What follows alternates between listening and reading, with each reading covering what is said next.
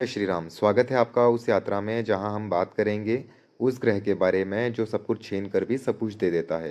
केतु देव। लोग कहते हैं राहु ब्रह्म है, लेकिन जो ब्रह्म को तोड़ दे वो है केतु। राहु हमें भीड़ में भटकाता है, लेकिन केतु हमें उसी भीड़ के बीच में अकेला छोड़ देता है ताकि हम अपने सच्चे स्वरूप से मिल सकें। केतु का असली स्वरूप क्या है, चलिए बात करते हैं। केतु कोई साधारण ग्रह नहीं है, ये शरीर नहीं आत्मा का ग्रह है। पर ये देखिए उस अधूरी कहानी का हिस्सा है जो हम पिछले जन्म में छोड़ आए थे। इसलिए जहाँ पे भी केतु बैठा हो जन्म कुंडली में, जिस भी भाव में बैठा हो, वहाँ पे हमारा कोई ना कोई पेंडिंग कर्मा जरूर होता है। पुराने ज्योतिष ग्रंथ कहते हैं ना तो केतु पूर्ण अशुभ है और ना ही पूर्ण शुभ। ये राहु का छाया रूप है, लेकिन राहु जो दिखाता है इसलिए केतु जन्म उससे कुंडली परे में जाकर केतु सच जिस भी दिखाता भाव है। में बैठा हो फर्क उस भाव से समझिए, लेके जुपिटर हमें ज्ञान देता है, मतलब परेशानियां देखनी बृहस्पति जो है पड़ती वो हैं, ज्ञान देता है, डिटैचमेंट या लॉस। लेकिन केतु दोनों में से अनुभव कुछ ना देता कुछ है, देखना पड़ता एहसास है। देता है। लेकिन ये जुपिटर लॉस कोई कहता है जानो, पनिशमेंट नहीं लेकिन है, ये केतु आत्मा का कहता है लेसन भागो होता है। और छोड़ो। तो चलिए अब केतु देखते हैं और कि मन का हर भाव में संबंध। जब केतु आता मनोविज्ञान है तो कहता है कि हमें क्या जब क्या इंसान रिजल्ट किसी देखने को चीज से मिलते हैं। बहुत और गहराई से सबसे जुड़ा पहले हो केतु की एक और उसके सीख ये भीतर है एक कि जिस डिस्कनेक्शन भी बन भाव में जाता है, केतु एक बैठा कट हो ऑफ बन जाता है, और एक उससे डिटैचमेंट। रिलेटेड और वही हमें जो भी डिटैचमेंट चीज़ जब मिल आत्मा रही के हो स्तर पर आती उसमें है तो हमें खुश ज्योतिषीय में रहना चाहिए, उसे उसका हम रोना केतु दुनिया के कहते आगे हैं। नहीं रोना चाहिए।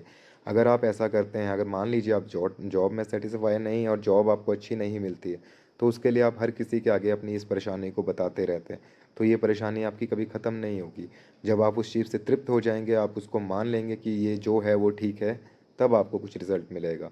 तो चलिए बात करते हैं केतु लग्न में। तो जब केतु लग्न में आता है तो व्यक्ति को खुद से ही दूरी हो जाती है। जैसे दर्पण तो है पर चेहरा धुंधला है, पहचान है पर भीतर खालीपन।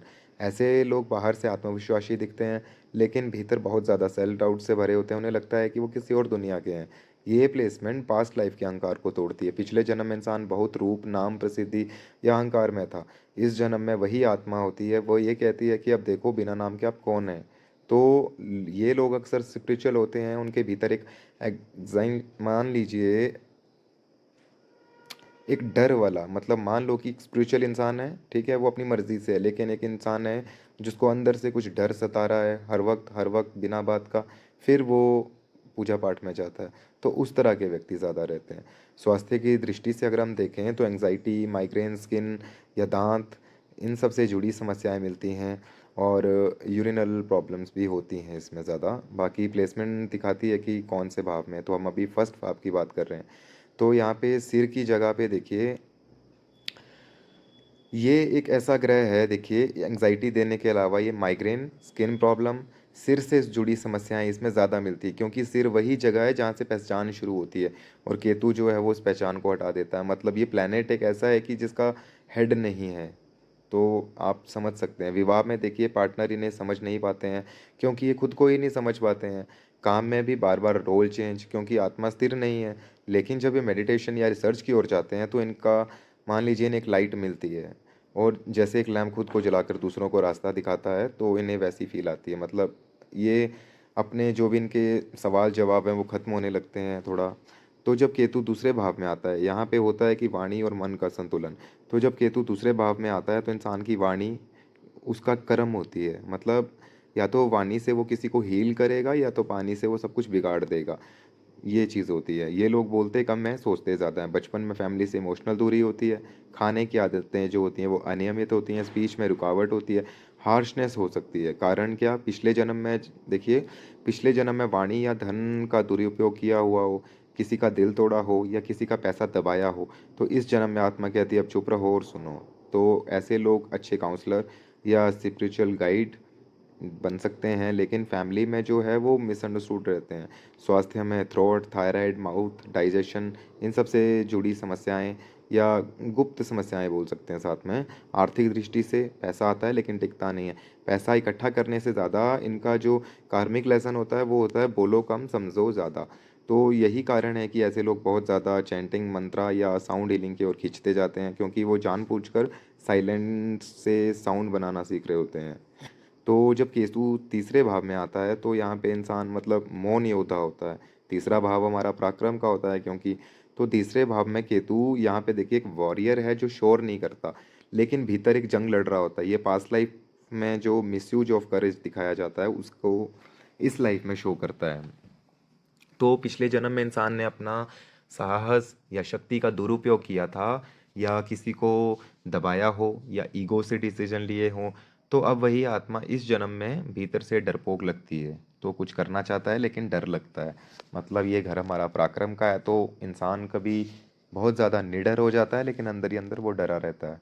तो कम्युनिकेशन में यहाँ पे ब्लॉक आता है। और बाहर हम बात करें पब्लिकली की, तो बाहर वो ज़्यादा नहीं निकलता है, अपने आप में ज़्यादा रहता है। लोग समझते हैं इंट्रोवर्ट है, लेकिन ये सिर्फ सोच में डूबे रहते हैं। सिबलिंग से डिस्टेंस या मिसअंडरस्टैंडिंग, दोनों की वजह से डिस्टेंस कॉमन हो जाता है। केतु यहाँ पे राइटिंग, एस्ट्रोलॉजी, मेडिकेशन या तो डिटेक्टिव फील्ड्स में गहराई दे सकता है। ये लोग हाथ से जादू करते हैं, मतलब क्राफ्ट, नोट या आर्ट में मास्टरी पा सकते हैं। लेकिन एक बात देखिए, जब ये खुद को एक्सप्रेस करना शुरू करते हैं तभी इनकी किस्मत खुलती है, ऐसे नहीं। हेल्थ वाइज बात करें, शोल्डर, आर्म्स, नर्व्स, ये सीधे वीक रहती हैं। एक्सेसिव ओवर थिंकिंग, इन चीज़ों में फंसे रहते हैं। रेमेडी इसके लिए नहीं है, इसके लिए सिर्फ डिसिप्लिन होता है। हर एक दिन एक्शन लो बिना बहाने के। केतु यही सिखाता है, कम बोलो पर जो बोलो वही बनो भी, करो भी। फिर आता है केतु फोर्थ हाउस में। यहाँ पे घर जो है वो भरा होता है लेकिन दिल खाली रहता है। तो जब केतु भाव में आता है, चौथे भाव में, तो इंसान के पास सब कुछ होता है, घर, माता, कंफर्ट, सब कुछ, मतलब अच्छी वाइफ, अच्छी लाइफ। तो अंदर शांति नहीं होती है। ऐसा लगता है जैसे मन में कोई शोर चलता है। माँ से इमोशनल कनेक्शन कमज़ोर या अर्ली सेपरेशन पॉसिबल होती है। या तो माँ से लगाव बहुत ज़्यादा गहरा होगा लेकिन आप एक्सप्रेस नहीं कर सकते हैं, उसको कर ही नहीं पाते हैं। कुछ मामलों में माँ बहुत स्पिरिचुअल होती है पर डिस्टेंट होती है। पास्ट लाइफ में कंफर्ट और इमोशंस का मिसयूज़ हुआ था, इसलिए इस जन्म में आत्मा को असली घर ढूंढना होता है, जो पत्थर का नहीं, आत्मा का होता है। ये लोग घर से दूर रहकर सक्सेस पाते हैं। Foreign, land travel, meditation, retreats, इन सब चीज़ों में ये शांति पाते हैं। हेल्थ वाइज बात करें तो चेस्ट, हार्ट, लंग्स वीक, या एक चीज़ हम बोल सकते हैं अल्सर। अल्सर के अलावा मतलब लीवर के ऊपर छाले आ जाना, ये चीज़ें इनमें ज़्यादा देखी जाती है। इमोशनल एग्जॉशन, स्लीप डिस्टर्बेंस, हर चीज़ में कंट्रोल लाने की कोशिश, और वही जो है वो इनको रेस्टलेस करना शुरू करती है। रेमेडी की बात करें तो घर को आश्रम बनाइए। हर दिन कुछ मिनट शांत बैठो, कोने में बैठो, बिना फ़ोन के, बिना बात के। मतलब केतु की यही रेमेडी होती है, केतु की यही पूजा है कि आप शांति में बैठिए, अकेले बैठिए, थोड़ा बिना किसी चीज़ के आत्म ध्यान कीजिए। और जब ये आत्मा ये सब करना सीख लेती है तो पीस जो है वो, शांति बाहर नहीं ढूंढती है, वो अंदर ही ढूंढती है। और यहीं पे हमारा जो है चौथा भाव वो सिद्ध हो जाता है। मतलब जब हम बाहर की चीज़ों से, जैसे मान लो हमारा मन भरता नहीं है, तो एक टाइम ऐसा आता है कि हम खुश होते हैं कि हमारे पास जो है वो बेस्ट है। तो जब ये चीज़ अंदर आ जाती है तो आपकी एक्चुअल ग्रोथ होने लगती है और आपको शांति मिलना शुरू होती है। तो इसके बाद हम बात करेंगे केतु पंचम भाव में। यहाँ पे केतु ज्ञान का वरदान और प्रेम का अधूरापन, क्योंकि ये भाव जो है हमारा पुत्र का होता है, प्रेम का होता है और विद्या का होता है। तो पंचम भाव जो है वो रचनात्मक और प्रेम का स्थान है, ठीक है। तो यहाँ पे जब केतु आ जाता है तो आत्मा कहती है, मैं जानता हूँ सब कुछ लेकिन महसूस कुछ नहीं कर पा रहा। मतलब वो स्ट्रक हो जाता है, आइसोलेट हो जाता है। ऐसा नहीं है कि वो घर से बाहर नहीं निकलता, बट वो अंदर अंदर ही आइसोलेट हो जाता है। ऐसे व्यक्ति अक्सर बचपन से ही अलग सोचने वाले होते हैं। उन्हें दुनिया के नियम पुराने लगते हैं, वो एक ओल्ड सोल होते हैं मतलब। तो बचपन में ही मैच्योरिटी दिखा देते हैं, लेकिन उसी मैच्योरिटी के कारण कारण जो है वो अकेले पड़ जाते हैं। कोई फ्रेंड सर्कल ज़्यादा नहीं होता, फ्रेंड सर्कल हो भी तो सीनियर होते हैं उसमें। प्रेम में इनका पार्टनर जो है बड़ा, मतलब पार्टनर क्या, पहले पैटर्न की बात करें तो वो कार्मिक होता है। पहले बहुत ज़्यादा आकर्षण, फिर अचानक एक ठंडापन, जैसे सब खत्म हो गया हो। क्यों? क्योंकि आत्मा पिछले जन्म के अधूरे रिश्तों को फिर से दोहरा रही होती है। तो जब तक ये पोजेशन नहीं या कंपैशन के रूप में नहीं समझ जाते, तब तक इनके रिश्ते पूरे नहीं होते। शिक्षा में शार्प मेमोरी, लेकिन मन नहीं लगता। क्रिएटिव फील्ड्स में गजब की क्षमता, राइटर, म्यूजिशियन, कोडर, थिंकर, पर एक पैटर्न रहेगा कि स्टार्ट जो होगा वो ऑब्सेशन से, फिर बॉर्डम, फिर साइलेंस। हेल्थ की बात करें, liver, digestion, stress linked acidity और ओवर थिंकिंग। रेमेडीज़ यहाँ पे नहीं रहेंगी, क्योंकि यहाँ पे अवेयरनेस चाहिए होती है। हर बार जब दिमाग दौड़े तो खुद से पूछो कि क्या महसूस कर रहा हूँ, क्या सोच रहा हूँ। क्योंकि केतु यहाँ पे बताता है कि ज्ञान है लेकिन हृदय खाली है। तो जब हृदय खुलता है, इंसान टीचर या गुरु, इन दोनों में से कुछ एक बनता है। तो जो बिना बोले सिखाता भी है। इसके बाद आता है षष्ठम भाव, सिक्स्थ हाउस। सिक्स्थ हाउस होता है हमारे गुप्त रोग, गुप्त शत्रु, गुप्त ऋण। तो यहाँ पे हमारे गुप्त कर्म खुलते हैं। मतलब छठा भाव देखिए, संघर्ष, रोग, शत्रुओं का होता है। तो ये केतु यहाँ पे होने से हमारा दुश्मन देखिए बाहर नहीं है, भीतर है। ऐसे लोग हमेशा किसी ना किसी इनविजिबल फाइट में रहते हैं। गिल्ट, कंपैरिजन, परफेक्शनिस्ट, एंग्जाइटी बाहर से काम दिखेंगे पर अंदर एक निरंतर हलचल होती रहती है। पास्ट लाइफ में इन्होंने किसी को दबाया था या दूसरों की सफरिंग से मुंह मोड़ा था, तो अब आत्मा इन्हें कहती है अब सेवा से ही मुक्ति मिलेगी। इस भाव में हमें सेवा करनी है। इसलिए ये लोग हमेशा हेल्थ, सोशल वर्क, एनिमल्स या थेरेपी से जुड़ जाते हैं क्योंकि वहाँ इन्हें शांति मिलती है। प्रोफेशनली धीरे धीरे बढ़ते हैं, शॉर्टकट से नहीं। पर हर सक्सेस के बाद संघर्ष के बाद ही आती है एनकोर्स, बट स्टेबल होगी, स्थायी होगी। हेल्थ की बात करें, ऑटोइम्यून इश्यूज, नर्व्स की प्रॉब्लम और digestion problem, skin inflammation, stress, fatigue, ये सब प्रॉब्लम रहती है। रेमेडी की बात करें तो दूसरों की मदद करना बिना दिखावे के, 1 घंटा मान लीजिए किसी हेल्पलेस की सेवा करिए। और कोई पूजा पाठ इसमें नहीं चाहिए, लेकिन इसमें यही है कि आप जो करो वो किसी को दिखाएं नहीं, दिखावा नहीं करना है। मनोविज्ञान कहता है जब इंसान सर्व करता है तो अपने पेन को पर्पस में बदल देता है, बट यही इस भाव की मास्टरी है। फिर आता है केतु सेवन्थ हाउस में। सेवन्थ हाउस होता है हमारा मैरिज, पार्टनरशिप और पब्लिक डीलिंग का। तो जब केतु यहाँ पे आता है, इंसान की आत्मा कहती है मैंने प्रेम किया था, खो दिया, अब मैं डरता हूँ। मतलब यहाँ पे इंसान किसी से जुड़ता है तो वो इतना जुड़ जाता है क्योंकि उसका पास्ट लाइफ का कनेक्शन है उस सोल से, दूसरी सोल से।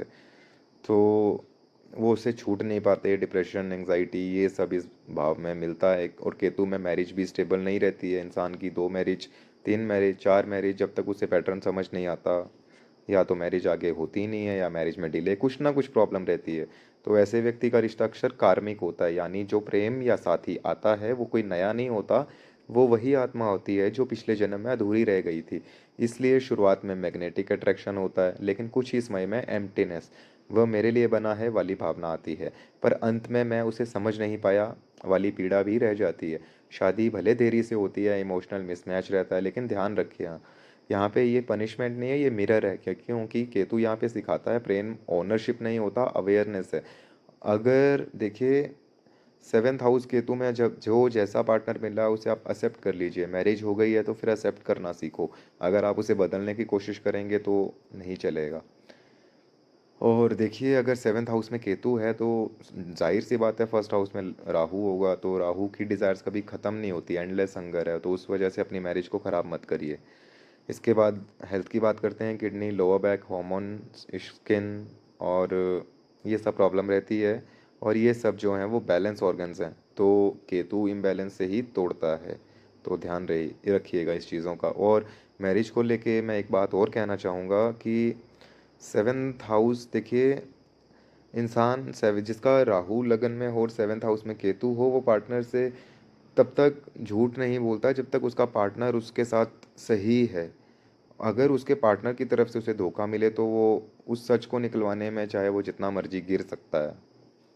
तो सेवेंथ हाउस और में जब केतु आ जाए, लग्न में किसी के राहु हो, ऐसे व्यक्ति के साथ मैरिज चलाना मुश्किल होता है। इसलिए इस पैटर्न को समझिए, जो जिन लोगों के लग्न में राहु या सप्तम केतु है, इस पैटर्न को समझिए, तभी मैरिज जो है वो स्टेबल रह पाएगी। नहीं तो ऐसे मैंने काफ़ी केसेस देखे हैं जिनकी मैरिज टूट रही है और वो दोबारा शादी कर रहे हैं तो फिर टूट रही है। फिर चलिए इसकी रेमेडी की बात करते हैं। तो हर हफ्ते एक ऑनेस्ट टॉक अपने पार्टनर से, बिना ब्लेम, बिना डिफेंस के। ये स्पिरिचुअल प्रैक्टिस है, रोमांटिक नहीं। ठीक है, तो अगर केतु शुभ ग्रहों के साथ हो तो व्यक्ति एक बहुत अच्छा काउंसलर, हीलर या रिलेशनशिप कोच बन सकता है, जिसे अपने टूटेपन से ज्ञान पाया हो, वो दूसरों को जोड़ रहा हो या दूसरों को जोड़ता है ऐसा व्यक्ति। केतु जब अष्टम भाव में आता है तो 8th हाउस हमारा डेथ का भी होता है, मतलब गुप्त राज, हमारी सीक्रेट्स निकलते हैं इसमें। तो यहाँ पे मृत्यु नहीं होती है, पुनर्जन्म होता है। मतलब अब यहाँ पे केतु है तो देखिए सबसे गहरा प्रभाव जो है ये रहस्यमय भाव है। अष्टम स्थान मान लीजिए कि गुप्त ज्ञान, मृत्यु, रहस्य, जो भी है सब गुप्त है और परिवर्तन का भाव होता है। यहाँ पे इंसान बदलता है। तो जब भी केतु यहाँ बैठ जाए तो ये प्लेसमेंट खुद में लाइफ या डेथ पोर्टल बनती है। आत्मा सबसे पहले अकल्ट, तंत्र, एस्ट्रोलॉजी, हीलिंग, ऐसे ऐसे विषयों से जुड़ती है। लेकिन साथ ही अचानक ऐसी घटनाएं होती हैं जो रहस्यमयी होती है। रहस्यमयी चोटें लगना, एक्सीडेंट होना या नियर बाय कहीं डेथ एक्सपीरियंस से संभव। मतलब जैसे मान लो हम जैसे बोलते हैं कि हम जंगल में गए थे जी, हमने कुछ देखा या ऐसा ऐसा, तो ये सब चीज़ें होती हैं इंसान के साथ। केतु आत्मा देखिए इस जन्म में ट्रांसफॉर्मेशन चाहती है, क्योंकि इस इंसान ने पिछले जन्म में कुछ ऐसे कर्म किए थे, तो इस जीवन में उसे बदलना चाहता है वो। तो इसलिए जीवन उसे एक झटका देता है, क्योंकि ऐसे लोग वो लोग होते हैं जो दूसरों के सीक्रेट्स को समझ जाते हैं, लेकिन खुद के सीक्रेट को कभी खोलते नहीं हैं। तो बचपन से ही ये ओल्ड आइज़ होती हैं, मतलब जैसे सब कुछ देख चुके होते हैं। मनोविज्ञान कहता है कि ये लोग ट्रॉमा की एनर्जी लेकर आते हैं, लेकिन इस जन्म में ये उन्हें हील करते हैं एक्चुअल में। तो इसलिए यहाँ पे अगर केतु आ जाए किसी का अष्टम भाव में, तो ये लोग रिसर्चर या थेरेपिस्ट या अकल्ट मास्टर बन सकते हैं। अगर इनकी हेल्थ की हम बात करते हैं, तो lower abdomen, reproductive organs, toxins या हिडन इन्फेक्शन, या शरीर डिटॉक्स होना चाहता हो, जैसे मतलब डिटॉक्स होने का मतलब ये है कि इंसान पतला हो जाए समटाइम्स सडनली, जब वो अपने आप को डिटॉक्स करने के लिए कोई भी प्रक्रिया करता है। तो या मान लीजिए अगर वो सुबह उठ के नींबू पानी में शहद लेता है, ऐसी ऐसी चीज़ें अगर वो अपनी बॉडी के साथ करता है, तो उसे रिजल्ट अच्छे नहीं मिलते हैं, उल्टा ख़राब उसे मिलने शुरू हो जाते हैं। और इसमें केतु में जो भी इंसान को प्रॉब्लम होती है वो मेडिकल में नहीं दिखती है। और लेडीज़ में ज़्यादा से ज़्यादा यूरिन इन्फेक्शन सबसे फर्स्ट स्टेज देखी जाती है। अगर यूरिन ख़राब हुआ तो ही आगे की प्रॉब्लम बढ़ती हैं। और रेमेडी की बात करें तो हर सप्ताह साइलेंस प्लस जर्नलिंग करिए। क्या चीज़ आपको कंट्रोल करती है ये लिखना शुरू करिए।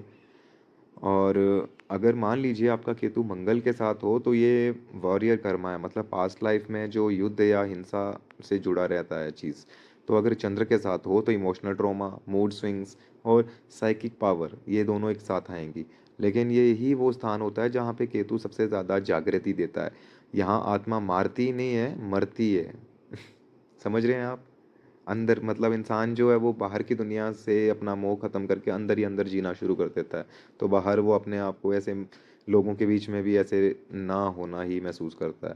तो देखिए, बल्कि या ये बोल सकते हैं कि अपने पुराने रूप से मुक्त होकर ये आत्मा जन्म लेती है जब वो अष्टम भाव में बैठी हो। तो इंसान 8th हाउस में ऐसी ऐसी चीज़ों से जुड़ता है कि जो नॉर्मल लोग उन चीज़ों में इंटरेस्ट नहीं रखते या उनको जानते भी नहीं हैं।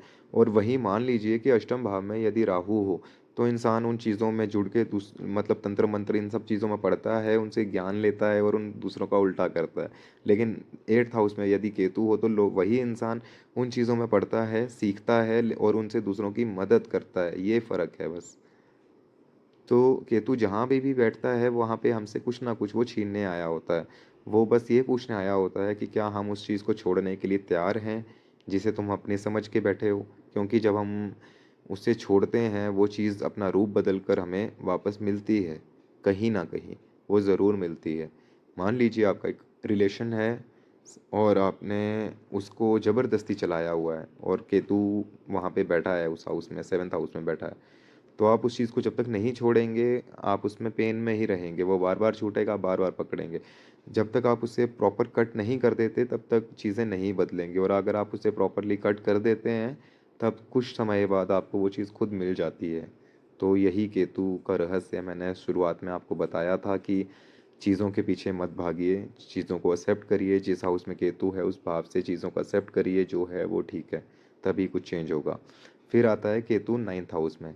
तो यहाँ पे होता है आस्था से परे का धर्म। केतु जब नवम भाव में आ जाता है, तो यहाँ पे इंसान ये कहता है कि मुझे भगवान पे भरोसा है, लेकिन धर्म के नियमों पर नहीं है। मतलब ये वो लोग होते हैं जो सवाल पूछते हैं, ये ब्लाइंड फेथ नहीं करते हैं, जिन्हें किसी भी परंपरा में क्यों जानने, क्यों सुनने की हिम्मत नहीं होती है, या हर चीज़ में सवाल उठाना है इनको। पिछले जन्म में ऐसे लोग किसी पंथ या गुरु से बहुत ज़्यादा अटैच्ड थे। जब आत्मा कहती है कि अब मैं खुद से ही खुद का अनुभव करूँगा, इसलिए इनका रास्ता जो है वो अनकन्वेंशनल होता है। कोई नए फ़िलॉसफ़ी, कोई नया तरीका, ये लोग सच में पाथ ब्रेकर होते हैं। लेकिन रिश्तों में ये लोग किसी भी मॉरल लेवल पर सोचते नहीं हैं ज़्यादा। इन्हें धर्म या जाति रोक नहीं पाती है, बट चैलेंज यही होता है कि ईगो के बिना रेबेलियन सीखते हैं। प्रोफ़ेशन में ये traveller, researcher, philosopher, spiritual teacher या लॉ फील्ड में दिख सकते हैं, बट इनका जो सबसे बड़ा यात्रा होती है वो बाहरी नहीं होती है, अंदर की होती है। मतलब स्ट्रगल इनके भाग्य में लिखी होती है। ये जितना भी कर लें उसके बाद भी इनका मतलब काम जो है वो 90% पे आके अटक जाता है। 100% तक इनका काम बनता नहीं है जब तक ये कालसर्पयोग का उपाय ना कर लें। 90% तक इनको ऐसा लगता है कि जी सारा काम हो गया है, लेकिन 90 से जब 10% बचता है तब इन्हें पता लगता है कि जो नींव रखी थी वही गायब है। हेल्थ की बात करें तो हेल्थ इन्हें प्रॉब्लम होती है हिप्स में, थाइज़ में, और लॉन्ग ट्रैवल से इश्यूज़ इन्हें हो जाते हैं। रेमेडी की बात करें तो नॉलेज को देखिए एरोगेंस मत बनाइए। जुपिटर अगर शुभ है तो व्यक्ति गुरु विदाउट टाइटल बनता है, लेकिन अगर जुपिटर अशुभ है तो प्रॉब्लम और ज़्यादा है, क्योंकि इनको अपना करियर का ही पता नहीं लगता है कि भाग्य में करें क्या। तो केतु यहाँ पे सिखाता है कि सत्य वो नहीं है जो लिखा है, सत्य वो है जो तुम जी कर जानो। तो जब केतु 10th हाउस में आता है तो यहाँ पे देखिए कर्म, नाम, पेशा, सार्वजनिक छवि, इन सब का ये भाव है। तो यहाँ पे हमें केतु प्रसिद्धि नहीं उद्देश्य देता है। मतलब ऐसे लोग करियर में बार बार बदलाव करते हैं, सक्सेस मिलती है बट इन्हें अंदर से सेटिस्फेक्शन नहीं होता, संतोष नहीं होता, क्योंकि ये आत्मा कहती है मैं ये सब पहले कर चुका हूँ। तो इंसान को कई बार ऐसा महसूस होता है कि ये पहले भी हुआ है बट इस लाइफ में नहीं हुआ होता है, उन्हें ऐसा लगता है कि हुआ है। वो पास्ट लाइफ की कुछ यादें होती हैं, उन्हें पास्ट लाइफ की कुछ नॉलेज है जो इस लाइफ में भी महसूस होती है। मतलब अगर उन्होंने कोई बुक्स नहीं पढ़ी हैं, वो अगर नोटिस करेंगे तो उन्हें उन चीज़ों के बारे में ज्ञान होता है। लेकिन तो पास्ट लाइफ में देखिए अथॉरिटी या पावरफुल का दुरुपयोग किया गया था, तो अब आत्मा वही पावर खोकर सच्ची जिम्मेदारी सिखाती है यहाँ पे इंसानों को, लोगों को। और ये लोग जो हैं वो भीड़ से अलग सोचते हैं, सबका काम छोड़कर एकदम नया रास्ता बना लेते हैं। और कभी किसी भी देखिए आध्यात्मिक संस्था में, या कभी किसी साइंस रिसर्च में, या फिर किसी अकेले बिजनेस में ये आपको दिखेंगे। मतलब किसी को साथ लेके ये ज़्यादा नहीं चलते। पब्लिक इमेज जो है वो अक्सर मिसअंडरस्टूड होती है। बाहर जो लोग कहते हैं कि अजीब इंसान है ये, वही अंदर इसकी तारीफ़ करते हैं। मतलब इसके मुंह पे बोलेंगे कि बहुत अजीब सा है, कैसा है, वेयर्ड सा है, लेकिन पर्सनली वो यही बात करेंगे कि इंसान सक्सेस है, बेटर है, बहुत अच्छा है, ऐसी ऐसी बातें, अच्छी अच्छी बातें।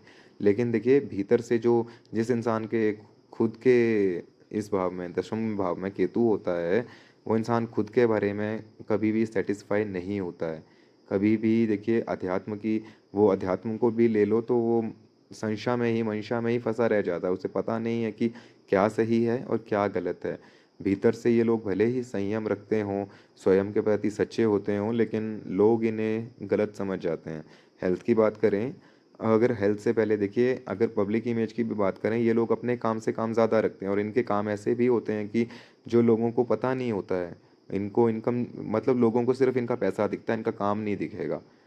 तो अगर हेल्थ की बात करें तो नीज, बोन, डाइजेशन, कामिक लोड, इन सब के ऊपर संकेत ज़्यादा जाता है। रेमेडी की बात करें तो फेम को मांगो मत, इम्पैक्ट मांगो। हर 3 महीने में एक बार खुद से पूछो कि मैं काम क्या कर रहा हूँ, क्योंकि आप बार बार एक काम को करते हैं और बदल देते हैं, फिर आप देखते हैं कि लॉन्ग टाइम में आपको कोई ग्रोथ नहीं मिली। एक्चुअल आप जब एक काम को करोगे तभी तो ग्रोथ मिलेगा। या मतलब स्टेबल काम करोगे, उसको छोड़ोगे नहीं। चाहे आप मल्टीपल काम करो लेकिन उसको लंबे समय तक करो। कुछ दिनों के लिए किया छोड़ा तो ऐसे स्टेबल ग्रोथ कैसे मिलेगी। यही 10th हाउस वाले करते हैं। और तो देखिए केतु दशम भाव में सिर्फ ये कहता है कि तुम्हारा काम पूजा है अगर तुम उसे स्वार्थ के बिना करते हो। तो जब केतु एकादश भाव में आता है, मतलब केतु जब 11th हाउस में आता है, तो यहाँ पे असीम लाभ और अधूरा संतोष, मतलब ये भाव हमारा पैसे का भी होता है।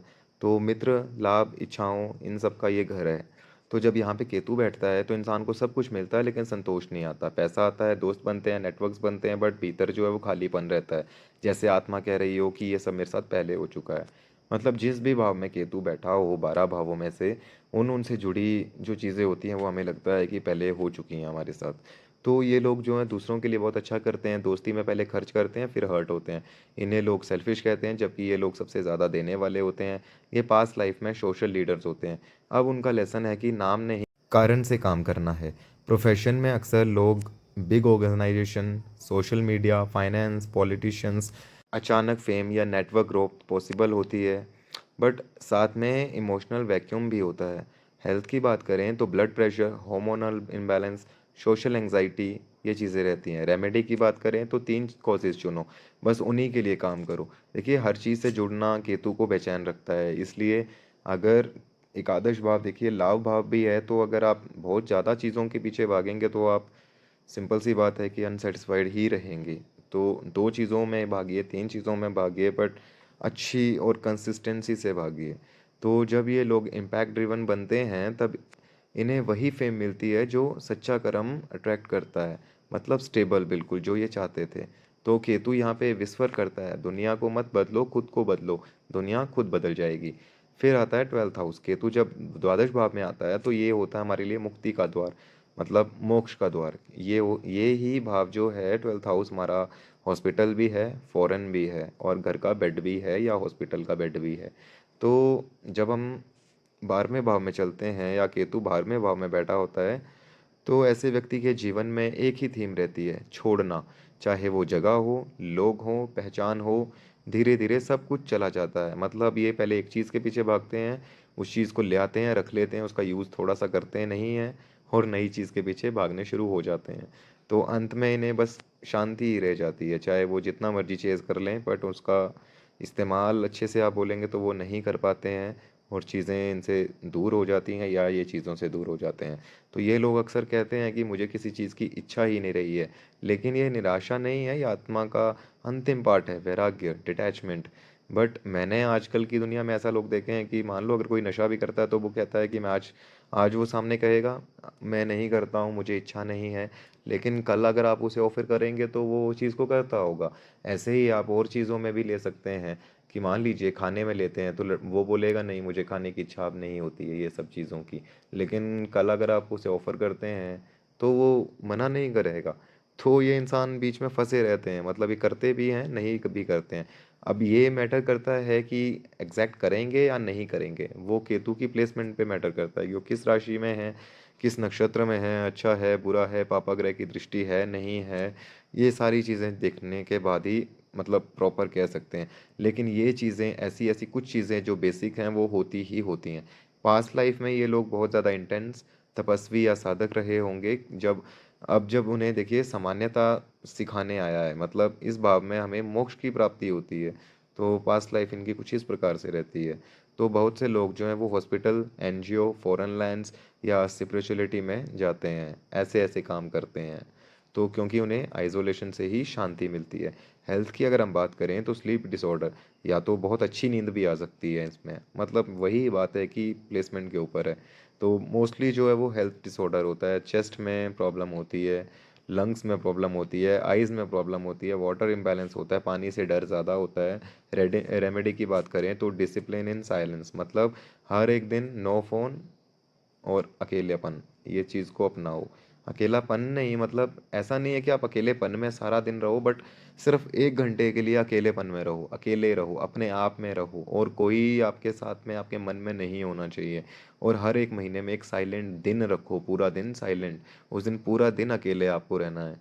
क्योंकि देखिए केतु यहाँ पे लिबरेशन देता है, पर तभी जब इंसान एस्केप नहीं, सरेंडर चुने, मतलब चीज़ों से भागना नहीं है, उसको अपनी रूटीन में शामिल करना है, तब जाके मोक्ष की प्राप्ति होती है, तब आपके अंदर भीतर शांति आएगी। अगर आप चीज़ों से भाग जाएंगे तो जब ज़रूरत पड़ेगी तो आपको चीज़ों को दोबारा पकड़ना पड़ेगा, तो ये अस्थिरता को ही दिखाता है। तो देखिए जब यहाँ पे आत्मा सरेंडर करती है तब संसार का हर शोर धीरे धीरे फेड हो जाता है, और जो बचता है वो बस परम शांति। तो देखिए सारांश की अगर हम बात करें तो केतु कोई ग्रह नहीं है, ये प्रक्रिया है, वो तुम्हारे जीवन का सबसे अहम चीज़ों को छीनता है, मतलब जिससे तुमने अपनी पहचान ही जोड़ ली थी कि मैं इसके बिना कुछ नहीं हूँ, यही सब कुछ है। तो केतु हमें वहाँ से तोड़ता है ताकि हम ये समझ पाएँ कि तुम खुद कौन हो। और जब ये समझ आ जाती है कि हम कौन हैं, तो राहु वाली जो प्रॉब्लम है वो कम होने लगती है। तो देखिए राहु कहता है कि जुड़ो, तो केतु कहता है छोड़ो। इनके बीच का संतुलन ही आत्मज्ञान है। तो उपाय आपको सारे बता दिए गए हैं हाउसेस के हिसाब से। और देखिए जो सबको करना चाहिए वो है रोज़ 15 मिनट मौन और सांस, 4 काउंट इनहेल, 6 काउंट एक्सहेल। हर शुक्र या मंगल को कुछ डोनेट करिए बिना बताए। Screen free sunset time, 15 minute starting at natural light.